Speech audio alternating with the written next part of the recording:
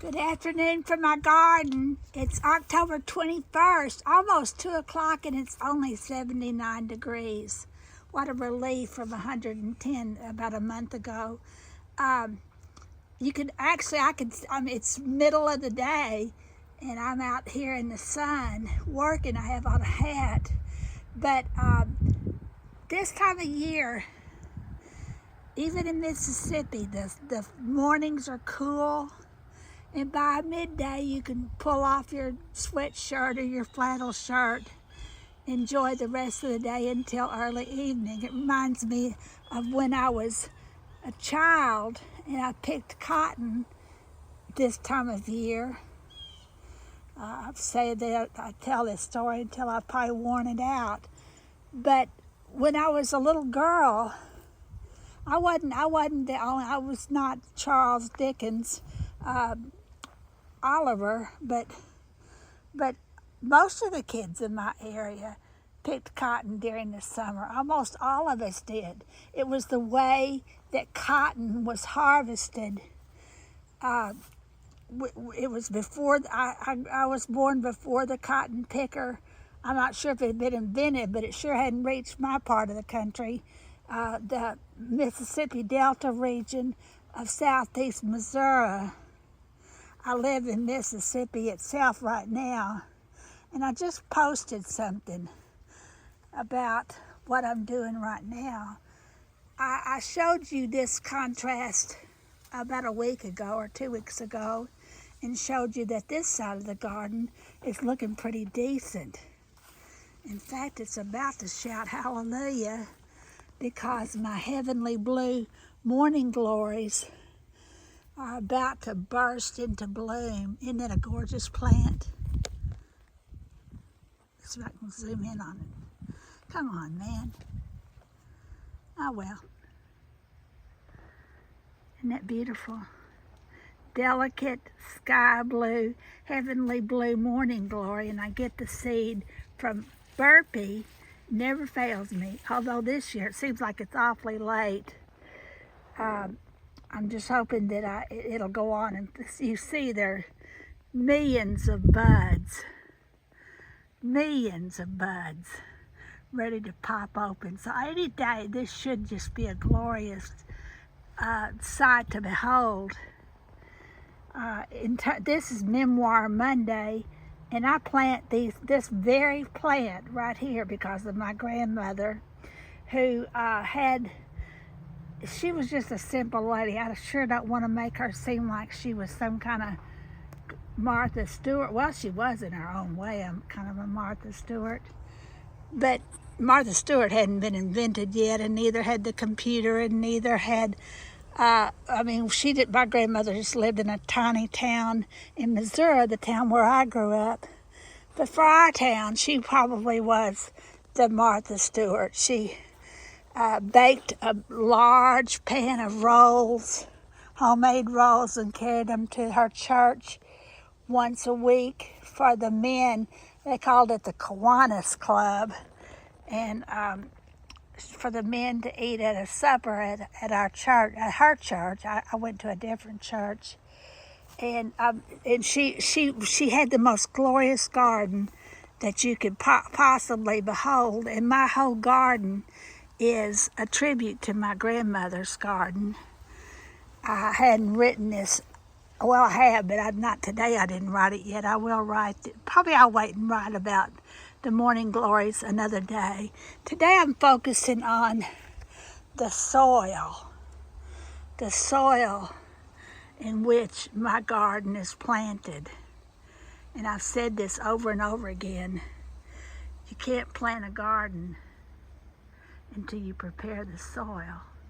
And I think it's just so very apt that my soil is cotton seed. It's cotton seed that has been composted probably for years, maybe at least a year, and has become dirt. And I feel like that's just sort of, there's something appropriate about that I grew up in cotton land, And I've lived at all kinds of places since then. And now I'm back in the land of cotton. I am not a bigot. I'm very much a Democrat, but I love my cotton land. And I think it's very appropriate that now I am once again have my feet planted in cotton ground. That to me is metaphorical. But anyway, let me show you what I'm working on now. I have this side of my garden fairly well established.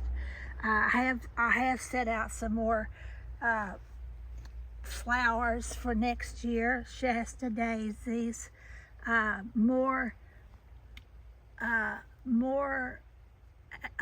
New England aster, but I'm about to set out this is a rose that will be blooming next spring, unless something really crazy has happened. This whole arbor is going to be covered by Peggy Martin rose. It will go from here to probably over my house that way. You need to have Peggy Martin somewhere where she's very, very well supported. I don't think there's anything better support than my house around here. But on that way she can end up. This way I have put up a little arbor, sort of a gazebo kind of arbor for her to grow across and above. And I want to show you last year was my first year here, and I worked as hard as I could just to get my garden growing. And by the time winter hit, I had not prepared for the birds. Well, I'll tell you, I post something about that. But soon as we had a terrible freeze, and I was feeding my birds chicken and dressing and anything else I could come up with. But then I started putting in bird feeders all around my garden. This is my newest bird feeder, and I'll put a link to it in my post. This arbor, it really was a greenhouse, but I never set it up as a greenhouse. I'm using it as an arbor, and I'll grow roses. Those are both Zephyrine Druine roses over there. On this side, the Peggy Martin, and on the other side of that, the Peggy Martin, I have other roses that I'm probably going to transplant. But right now I'm getting ready to move in another load, probably my final load of cottonseed soil, and I'm going to plant all of this area in wildflowers. Wildflowers, and this is something I actually didn't. I lived up north for 18 years, and I don't think I realized my grandmother was my big flower garden hero, and she always saved her seeds, and I never paid attention to when she planted them. I was just a kid. But I've learned that right now is the time to plant your wildflower seeds. I grow lots of roses, but I don't grow fancy Nancy hybrid tea roses. I grow old garden country roses, and they're going to be scattered all around my garden. And in between and around, and to fill up all the holes, will be wildflowers. Wildflowers. I only grow perennial wildflowers, and I try to grow native wildflowers, things that have existed and prevailed in this area for almost forever, and probably forever. You can pretty much count on a plant that's survived almost forever anywhere. And the birds love the natural plants, the native plants, the plants. It's like cottonseed soil for me. Native plants are the native soil for birds. So today I want everybody this is Memoir Monday. I've said that already. I posted a link about my memories of living in cotton land. It also includes some links to some good wildflower seed. It also includes some links about the importance of birds in my garden. So I hope you'll follow the links. Have a great day.